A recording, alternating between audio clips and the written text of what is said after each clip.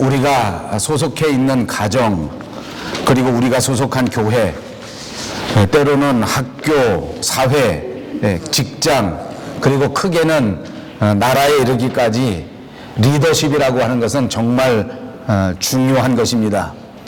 우리 믿음 생활을 하는 데 있어서도 우리의 신앙적 리더, 영적 리더의 역량에 따라서 하나님의 나라가 확장되고 아름답게 세워지기도 하고, 또 반대로 하나님의 나라가 점점 어두워지고 힘이 없어지고 심지어는 하나님의 나라가 허물어질 수도 있는 것을 볼 수 있습니다. 오늘 본문에 보니까 예수님께서 제자들의 발을 씻겨주시는 그 사건이 기록되어 있습니다. 내가 너희에게 행한 것 같이 너희도 행하게 하려 내가 본을 너희에게 보였다, 이렇게 본문에서 말씀해 주셨습니다. 그분이 우리에게 보여주신 것은 바로 본입니다. 예수님께서 제자들의 발을 씻겨주신 그 자체가 우리에게 보여주시는 실천의 본이 된다는 말씀입니다. 그러니까 우리가 예수님의 사람이요, 우리가 예수님의 제자라고 자처한다고 하면 예수님의 실천을 따라 예수님의 본을 따르는 것이 너무나 당연한 일이라고 생각합니다.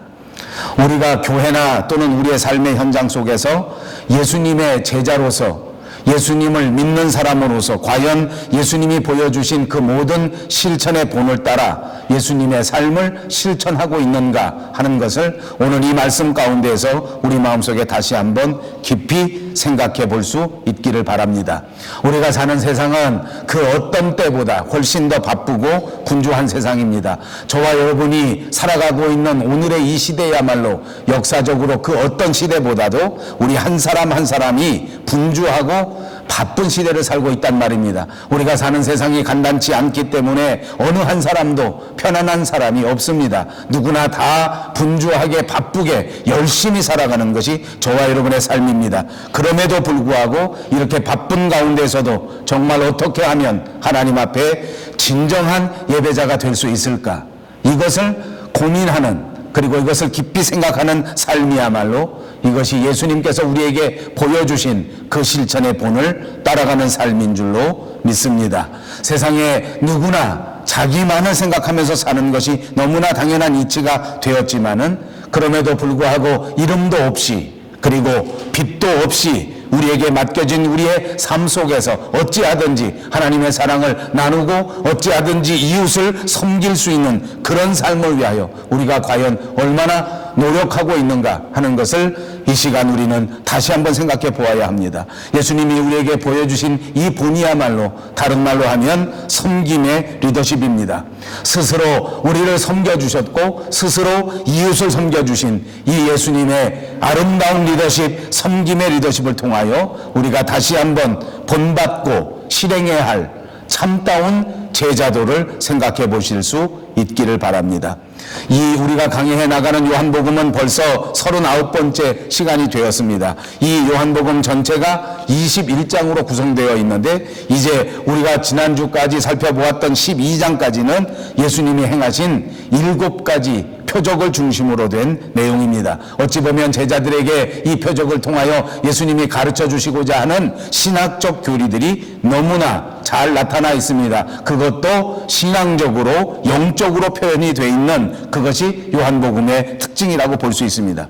이제 우리가 강의하게 된 13장서부터는 이제부터는 강의 중심이 아니라 이제부터 여기까지 보여주었던 7가지의 표적을 중심으로 해서 제자들이 믿음으로 확실하게 든든히 섰다고 인정하고, 그리고 정말로 제자들의 믿음이 완성되기 위해서는 이론만 가지고 되는 것이 아니고 말씀만 가지고 되는 것이 아니고 분명히 그 말씀이 그대로 실생활에서 실천되어야 한다 하는 것에 중점을 가지고 우리에게 보여주시는 말씀입니다. 그렇습니다. 주님은 우리가 실천하시기를 원하시고 그 실천을 따라 실천의 삶을 우리에게 보여주셨고, 우리 한 사람 한 사람이 그 실천의 삶을 따라 한 계단씩 성장해 갈 수 있도록 우리를 양육해 주시는 분이신 줄로 믿습니다.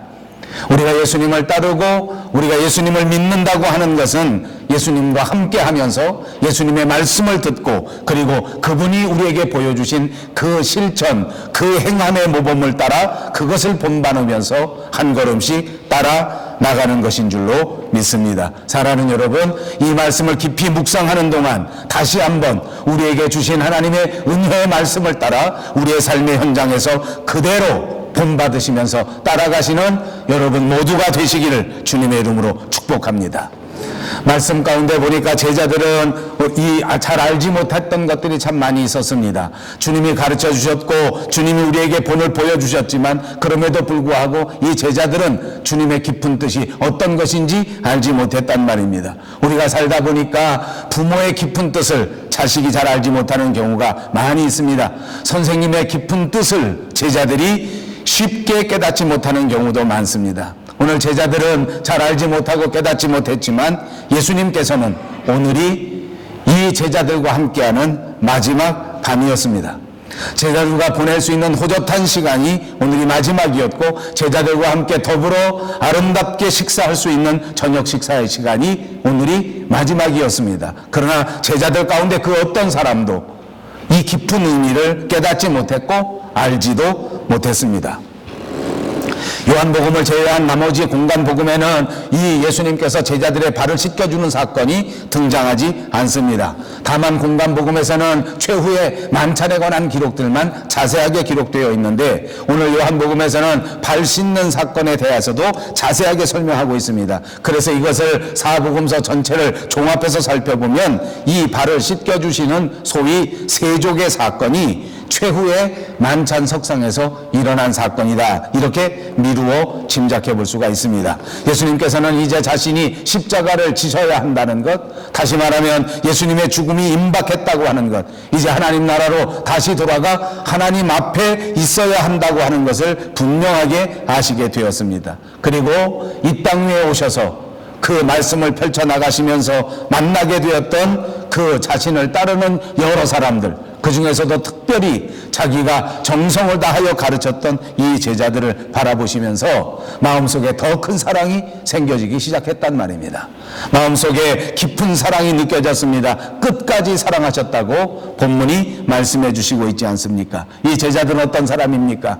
예수님과 더불어 3년 동안 함께 한솥밥을 먹으면서 살던 사람들입니다. 예수님의 말씀을 들었습니다. 예수님의 기적들을 눈으로 목도한 사람들입니다. 예수님과 더불어 함께 걸으면서 함께 여행하면서 예수님의 모든 일거수일투족을 바라보았던 사람들입니다. 그럼에도 불구하고 예수님을 이해하지는 못했습니다. 3년이나 함께 살았는데 예수님에 대한 지식이 부족한 상태입니다. 신약성경 누가복음 22장 24절에 보니까 제자들 가운데에서는 늘 다툼이 있었는데 그 다툼 가운데 가장 큰 주제가 무엇인가 보니 누가 제일 큰 사람인가 하는 다툼이었습니다. 우리들 가운데 누가 제일 큰가? 또 제자들의 늘 관심사 가운데 하나는 성경에 보니까 만약 이런 추세로 나간다고 하면 예수님께서 국회의원도 되시고 예수님께서 국무총리도 되시고 예수님께서 결국 이 나라의 왕이 되실 것이 너무나 분명한데 예수님이 왕이 되시고 난 다음에는 과연 우리들 중에 누가 장관이 되고 누가 국무총리가 되고 누가 높은 자리 차지할 수 있겠는가 하는 것이 그들의 관심이었습니다. 그들은 늘 그런 생각을 하면서 서로 의견을 나누고 그것이 서로 깊어지게 되면 서로 높은 자리에 올라가겠다고 서로 큰 자리 하나 차지하겠다고 다툼이 일어나게 되는 것이 일상사였습니다. 어떻습니까? 제가 볼 때에는 이 제자들이 한심하기 그지없습니다. 이런 사람들을 데리고 무엇을 할 수 있을까? 이런 사람들이 과연 예수님의 나라, 하나님의 나라를 확장할 수 있을까? 이런 사람이 과연 무슨 일을 할 수 있을까? 너무나 한심하지 않습니까? 그러나 여러분, 오늘 성경 본문에 보니까 예수님께서는 이런 한심하기밖에 볼 수 없는 제자들을 향하여 예수님의 마음속 깊이 사랑을 품고 계셨고 그 깊은 사랑은 결코 변함이 없었습니다. 예수님은 제자들을 깊이 사랑하셨고 그 깊은 사랑은 끝까지 계속 되었다고 하는 것이 오늘 본문의 내용인 줄로 믿습니다. 그러므로 사랑하는 여러분, 오늘도 하나님께서는 저와 여러분을 깊이 사랑하시고 끝까지 사랑하시는 우리의 구세주인 것을 분명히 믿습니다. 우리도 그 하나님의 자녀로서 이 땅 위에 살아갈 동안 이 세상을 살아가고 여러분 자신을 사랑하고 여러분에게 주어진 인생을 깊이 사랑하시되 여러분의 인생을 끝까지 포기하지 않는 여러분의 인생을 끝까지 사랑하시는 참된 예수의 제자들이 다 되시기를 다시 한번 주님의 이름으로 축복합니다. 예수님께서 제자들과 식사를 나누셨습니다. 그런데 갑자기 예수님께서 그 자리에서 벌떡 일어나십니다. 그리고 겉옷을 벗으시고 수건을 허리에 두르신 다음에 예수님께서 직접 세숫대야에다가 물을 떠다가 그리고 가까이 있던 제자들로부터 한 사람씩 발을 씻겨주시는 것입니다. 뿐만 아니라 허리에 둘렀던 그 수건을 가지고 이 제자들의 발을 한 사람씩 닦아 주십니다. 제자들은 잠시 정신이 없었습니다. 영문도 모르는 채 엉거주춤 그냥 앉은 채로 자기 발을 예수님 앞에 내맡기면서 선생님이신 예수님께서 자기 발을 씻기시는 것을 그냥 멍청하게 지켜보고 있었습니다. 여러분, 이 제자들 중에는 유명한 예수님의 수제자 베드로 예수님 앞에 목숨을 바치겠다고 결심했지만 그러나 아주 약한 여자 종 앞에서도 3번씩이나 예수님을 알지 못했다고 부인했던 진짜 한심한 제자 베드로가 있었습니다.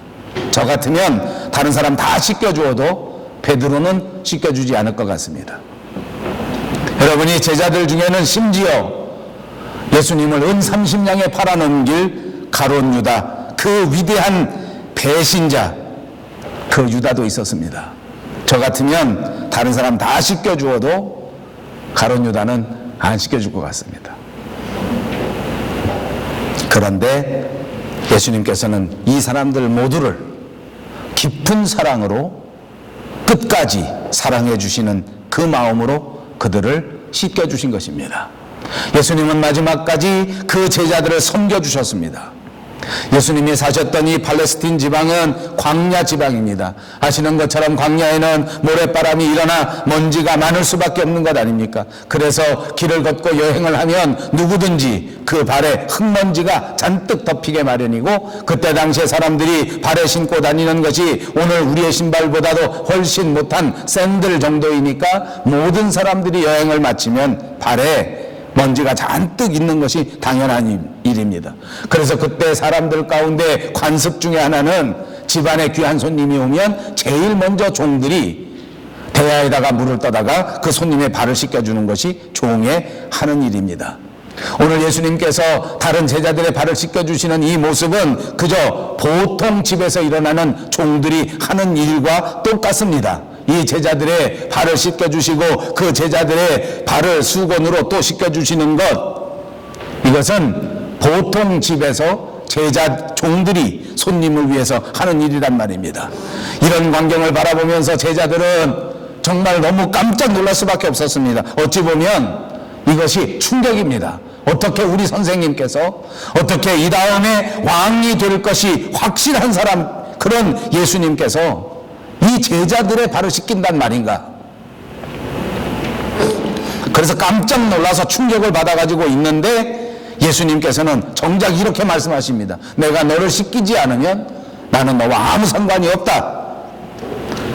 나와 상관이 없다 무슨 말입니까? 나와 너는 함께하지 못한다 그런 말입니다. 나와 너는 아무런 관계가 없어진다 그런 말입니다. 그러니까 이 발을 씻겨야만 관계가 형성되어지고 이 발을 씻겨주는 이 사건을 통해서 상관이 생겨지게 된다고 말씀해 주신 것입니다. 베드로에게 하신 말씀입니다. 베드로는 깜짝 놀랐습니다. 또 두 번째 놀랐습니다. 이제 발을 씻기면 안 된다고 그렇게 예수님에게 항변했던 베드로는 즉시 이 말을 듣고 또다시 충격을 받아서 이렇게 말합니다. 그렇게 발을 씻겨주셔서 관계가 형성되고 이렇게 발을 씻겨주셔서 새로운 관계, 새로운 상관이 이루어진다고 하면 발만 씻겨주지 마시고 얼른 내 머리도 내 손도 내 얼굴도 다 씻겨주십시오.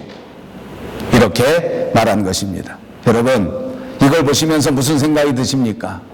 저는 지난 주간에 한국에 일주일간 출장 여행을 했습니다. 여러 사람들을 만났습니다. 하나님의 은혜 가운데 신문 기자들을 만나고 인터뷰를 하고 이렇게 많이 했습니다. 하기는 무지하게 많이 했는데 나온 곳은 한 군데밖에 없습니다.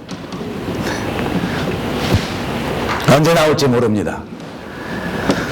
근데 만나보니까 그분들이 뭐 질문을 보통 많이 하는 게 아니에요.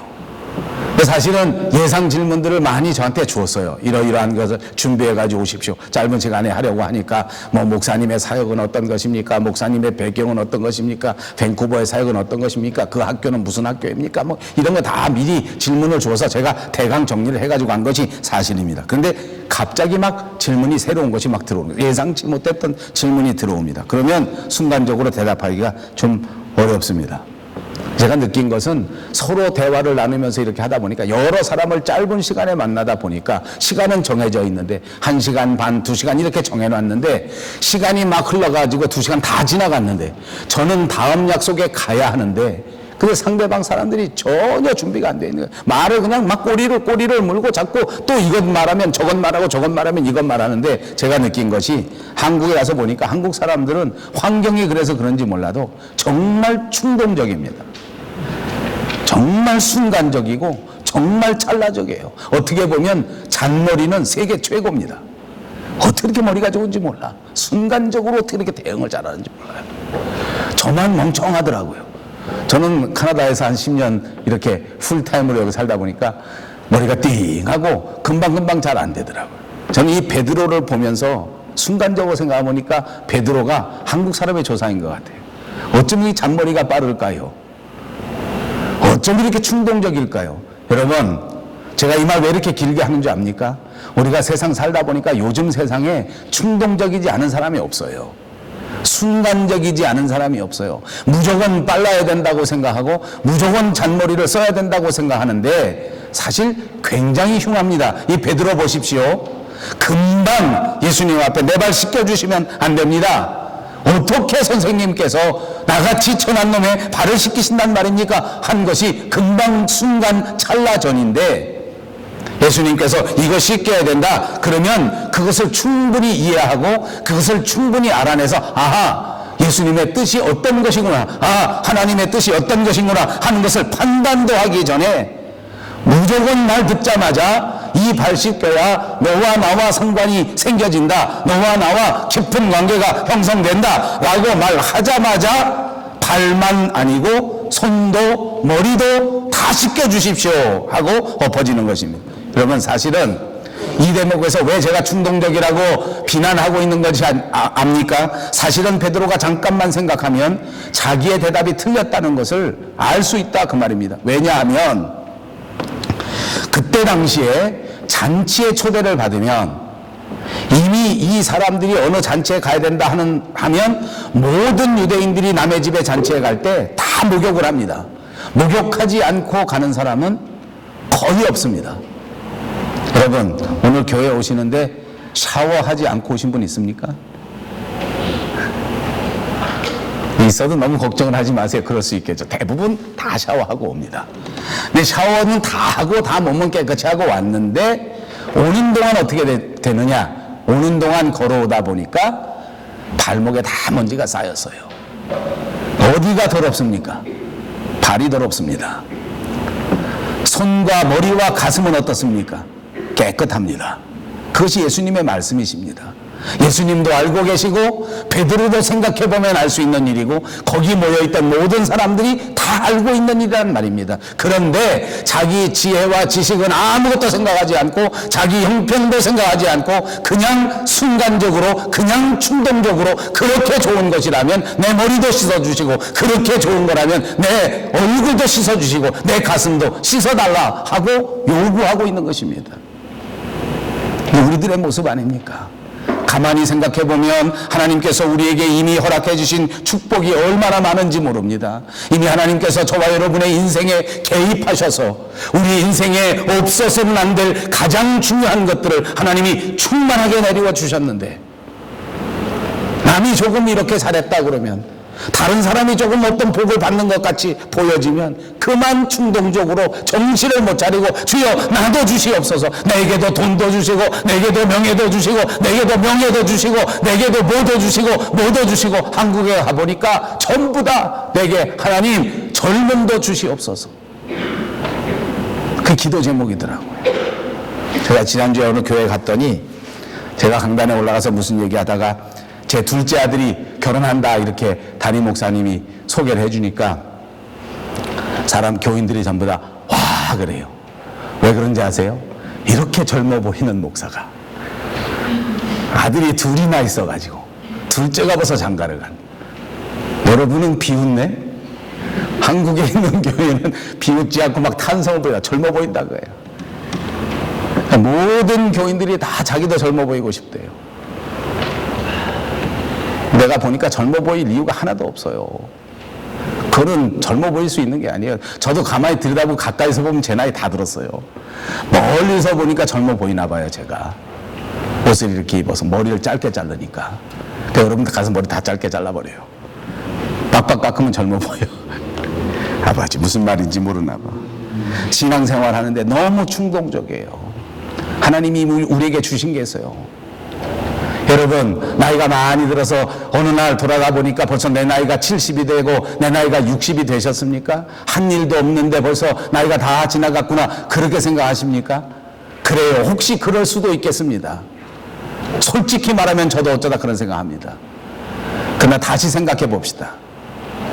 제 나이 59살 되는 동안에 하나님이 주신 은혜는 정말 셀 수 없이 많았더라고요. 정말 하나님이 때마다 고비마다 얼마나 큰 은혜를 주셨던지 그 삶의 여러 가지 우여곡절 가운데 주님이 함께 하시면서 우리에게 보여주셨던 그 큰 사랑은 세월이 없이는 이 나이가 되지 않았으면 결코 깨닫지 못했던 은혜입니다. 20살 젊은이가 부럽습니다. 그러나 20살 젊은이가 받을 수 없었던 그 큰 은혜를 저는 너무나 분명히 받았습니다. 하나님이 필요에 따라 다 주신 거예요. 지금 하나님이 우리의 모든 것을 다 깨끗하게 해놓으시고 발만 씻기면 돼요. 제가 이 말 자꾸 길게 하는 이유는 여러분 신앙생활에 있어서도 정확하게 아셔야 돼요. 남 한다고 따라하고 그냥 순간적으로 충동적으로 쫓아가다가는 베드로 꼴밖에 안 나요.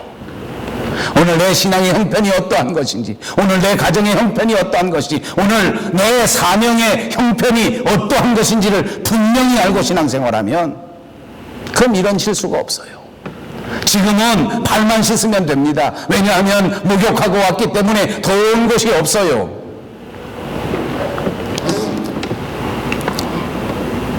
우리가 예수를 믿으면 이미 하나님 안에서 죄 용서함을 받았고 이제 우리는 예수 안에서 깨끗함을 받아서 하나님의 앞에 설 때에 결단코 심판의 자리에 들어서지 않습니다. 이제 우리는 지옥에 갈 일이 전혀 없습니다. 우리가 예수를 믿고 구원의 피로 십자가의 피로 완전히 목욕을 했기 때문입니다.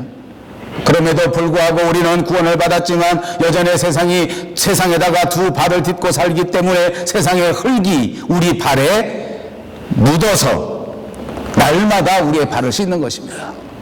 날마다 우리의 발을 은혜의 생수로 씻는 것입니다. 날마다 우리의 발을 주님 앞에 씻겨달라고 내려놓고 기도하는 것입니다. 분명히 아시고 하시기를 바랍니다.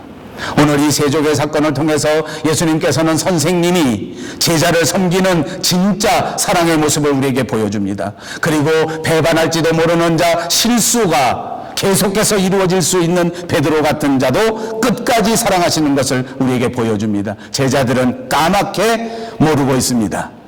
자, 마귀는 나타나서 예수님의 제자들을 유혹할 수밖에 없지 않습니까? 요한복음 12장에는 자기 오빠를 살려주신 예수님 앞에 비싼 향유를 발에 붓고 자기의 머리털로 향유에 젖은 발을 씻겨주시는 마리아의 아름다운 헌신의 장면도 등장했었습니다. 마리아가 예수님 앞에 최선의 헌신의 행위를 보여주는데 예수님의 제자 가룟 유다는 못마땅해 합니다. 마귀가 그의 마음을 유혹했기 때문입니다. 향유를 팔아서 가난한 자들에게 나누어주면 얼마나 좋았을까.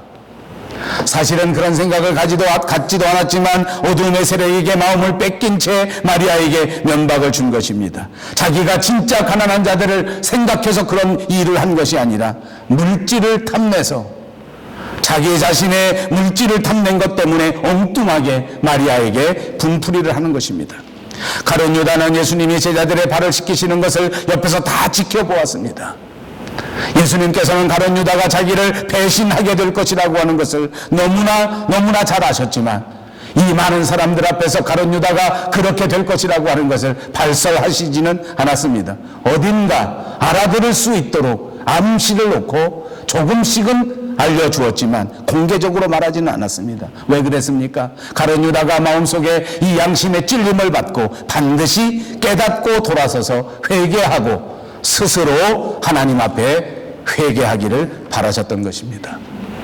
그렇습니다. 예수님은 오늘도 우리에게 말씀해 주십니다. 우리가 스스로 깨닫고 주님 앞에 돌아오기를 기다리고 계신다는 말입니다. 우리가 스스로 깨닫고 하나님 앞에 진정한 일꾼, 충성된 일꾼이 되기를 바라고 계시는 분인 줄로 믿습니다.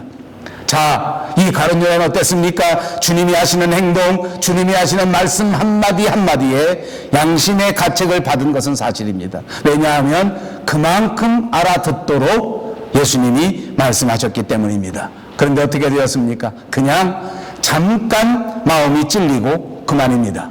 회개하지 않았습니다. 돌아서지 않았습니다. 돌이키지 않는 채 그대로 배반의 길로 계속해서 달려가고 말았습니다. 회개할 기회가 있었지만, 배반을 멈출 기회가 있었지만, 양심의 가책을 받는 기간이 있었지만, 그러나 이 모든 것들을 무시한 채 그대로 배신자의 길을 걸어가고 배신자로서 생을 마쳤습니다. 얼마나 불쌍한 인생입니까? 예수님의 죽으심과 예수님의 이 사랑에 대해서 무식한 것은 가룟 유다만은 아닙니다. 베드로, 수제자였던 베드로도 마찬가지였던 것 같습니다. 예수님은 식사를 하시면서 당신이 이룰 그 크신 하나님의 영광을 말씀해 주셨고, 제자들이 마땅히 서로 이해하고 서로 사랑해야 할 것을 가르치셨습니다. 그러면서 베드로가 실패하게 될 것도 말씀해 주셨습니다.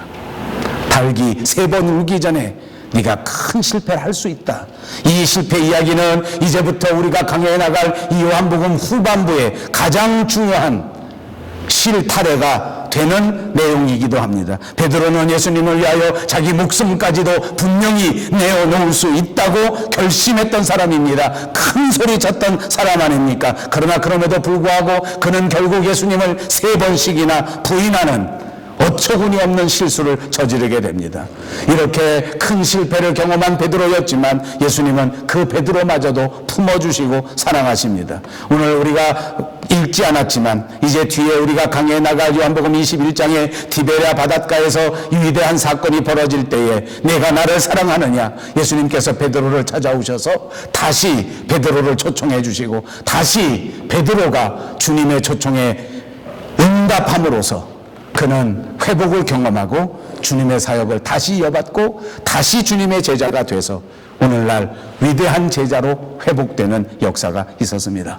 이것이 주님이 우리에게 보여주신 참다운 섬김의 리더십입니다. 우리가 오늘날 회복해야 할 가장 중요한 리더십인 줄로 믿습니다. 이 리더십의 핵심은 바로 관계입니다. 예수님과의 관계란 말입니다. 사랑하는 여러분, 예수님과의 관계를 다시 한번 깊이 생각해 보시기를 바랍니다. 오늘 이 사건을 통해서 주님이 우리에게 말씀하시고자 하는 것은 과연 여러분들이 하나님의 자녀로서 예수님과 더불어 좋은 관계를 가지고 있는가? 한 번 예수님 앞에 구원받아 예수님의 자녀가 된 것은 너무나 분명한 것인데 매일매일 살아가면서 발이 더러워지고 매일매일 살아가면서 먼지가 뒤집혀 쓰여졌기 때문에 날마다 예수님의 보혈로 발을 씻고 깨끗이 했으면 아무 문제가 없는데 이것을 하루 방치하고 이틀 방치하고 3일 방치하게 되니까 마치 발만 더러운 형편인데 온몸이 더러운 줄 알고 착각해서 완전히 포기해버리지는 않았는가? 매일매일 우리를 새롭게 하고 매일매일 주님과 기도로서 교제하는 삶을 살아야 하는 것인데 이런 관계를 등한히 하고 이런 관계를 유지하지 못한다면 그것은 올바른 예수님의 제자가 아니다. 여러분, 예수님과의 관계에서 명심하실 것이 있습니다. 예수님은 우리의 발을 씻겨주시는 분입니다. 예수님은 여러분의 허물을 씻겨주시는 사람입니다. 예수님은 여러분의 죄를 씻겨주시기 위하여 이 땅에 오신 분이십니다. 어떤 아픔도 어떤 외로움도 주님 앞에 엎드리시기만 하면 주님이 이 모든 아픔을 씻겨주신다고 하는 사실을 꼭 믿으시기를 주님의 이름으로 축복합니다. 그러므로 만약 예수님께서 씻겨주신다고 하는 이 발 씻음을 거절하는 사람이 있다면 그는 예수님과의 관계를 포기해버리는 것입니다. 베드로에게 말씀하신 것처럼 예수님이 여러분의 죄를 씻어주지 아니하시고 예수님이 여러분의 잘못을 씻어주시지 아니하시고 예수님이 여러분의 외로움을 씻겨주시지 아니하신다면 여러분은 예수님과 아무 관계가 없는 사람이 되는 것입니다. 그렇다면 여러분의 신앙생활은 똑바로 하고 있는 것이 아닙니다. 예수님과의 관계를 깊이 생각하십시오. 사랑하는 여러분, 내가 신앙생활을 똑바로 하느냐 하지 않느냐 어떻게 알 수 있는지 압니까? 하나님과의 관계가 똑바로 되어 있는가 되어 있지 않는가. 하나님과의 관계는 똑바로 되어 있는지 안 되어 있는지 영적인 것이라서 잘 알 수가 없는 것이 솔직한 현실입니다. 그렇다면 더 분명한 사실을 가르쳐 드립니다. 그것은 내 이웃과의 관계를 보면 알 수가 있습니다. 여러분과의 이웃과의 관계가 어떠한가를 살펴보시기 바랍니다. 여러분의 이웃이 누구입니까? 가장 가까운 이웃은 가족입니다. 여러분의 아들과 가장 가까운 것이요, 여러분의 딸과 가장 가까운 것입니다. 여러분의 남편과 가장 가까운 것이요, 여러분의 아내와 가장 가까운 것입니다. 정말 가족들과 좋은 관계를 가지시기를 주님의 이름으로 축복합니다. 정말 여러분의 가장 가까운 가족들에게 따뜻하게 말하시기를 바랍니다. 아름다운 말이 있어야 돼. 따뜻한 말이 있어야 좋은 관계예요. 가족인데 말을 하지 않는다. 심각한 것입니다. 심각한 거예요.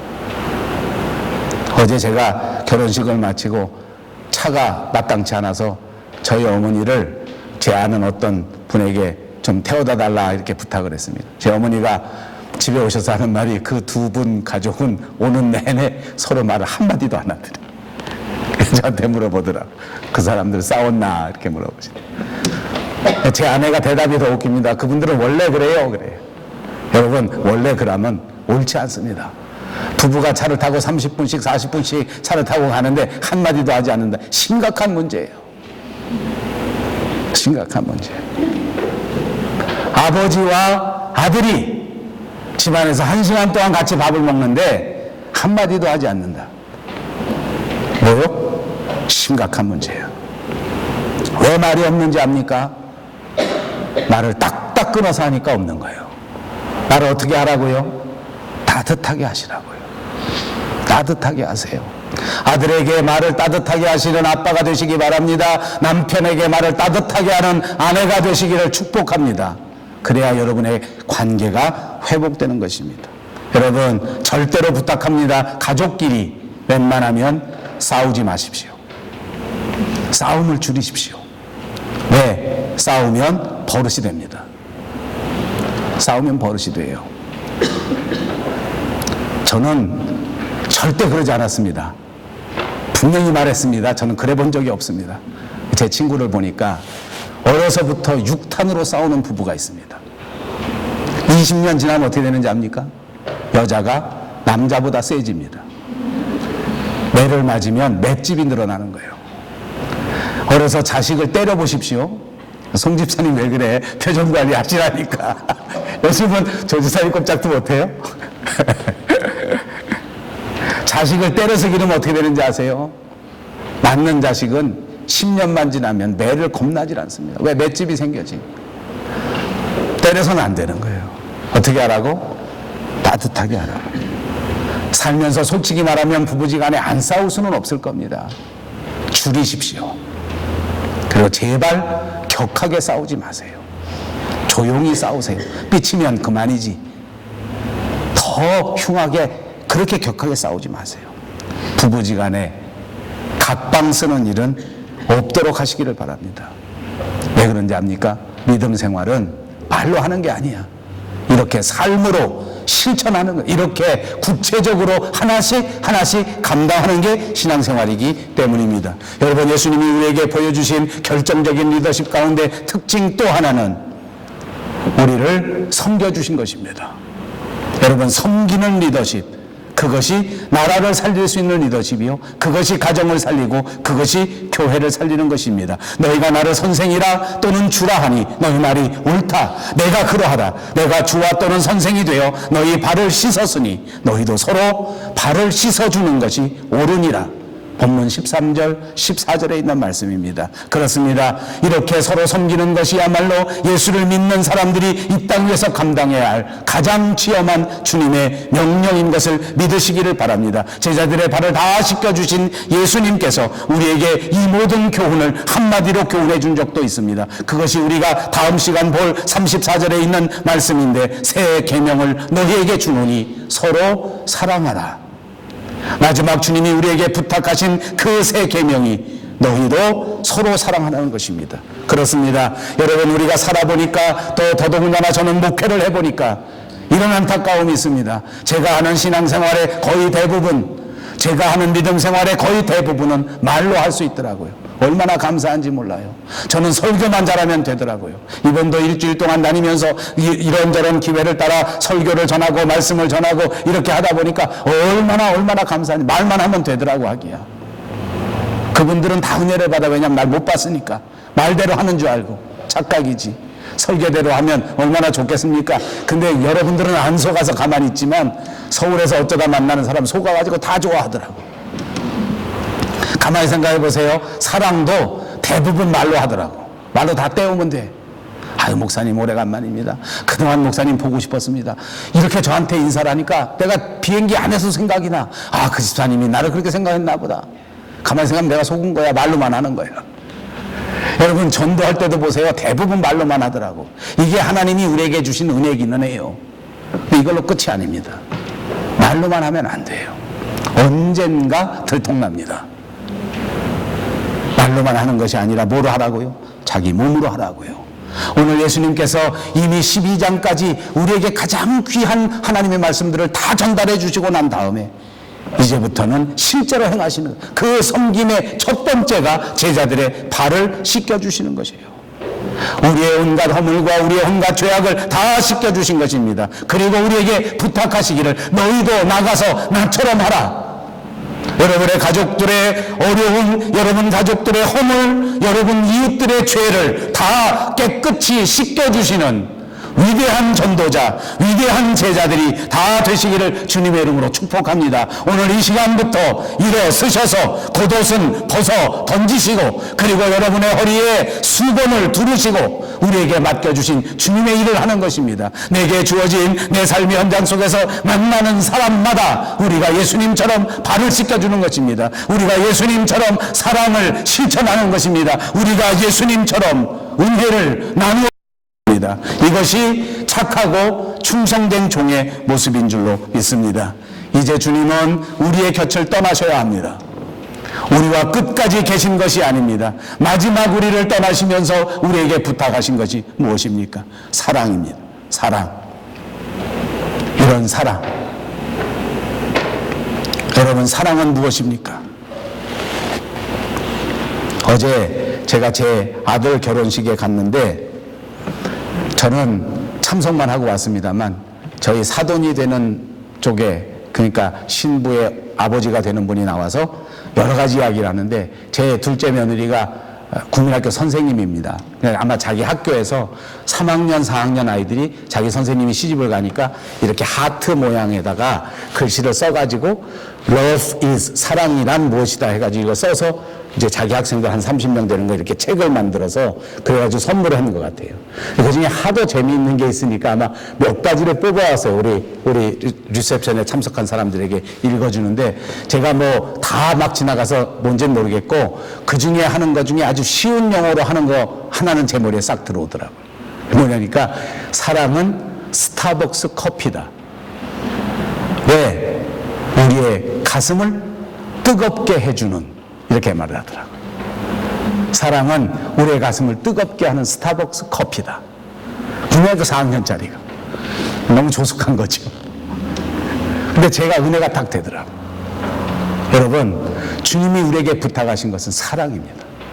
사랑은 우리의 가슴을 뛰게 하는 것입니다. 삶이 지루하십니까? 이민 생활이 피곤하십니까? 심장이 뛰지 않아서 그래요. 오늘 주님이 우리에게 보여주신 그 십자가의 뜨거운 사랑을 다시 바라보시고 여러분의 심장도 다시 예수님처럼 불같이 일어나시기를 주님의 이름으로 축복합니다.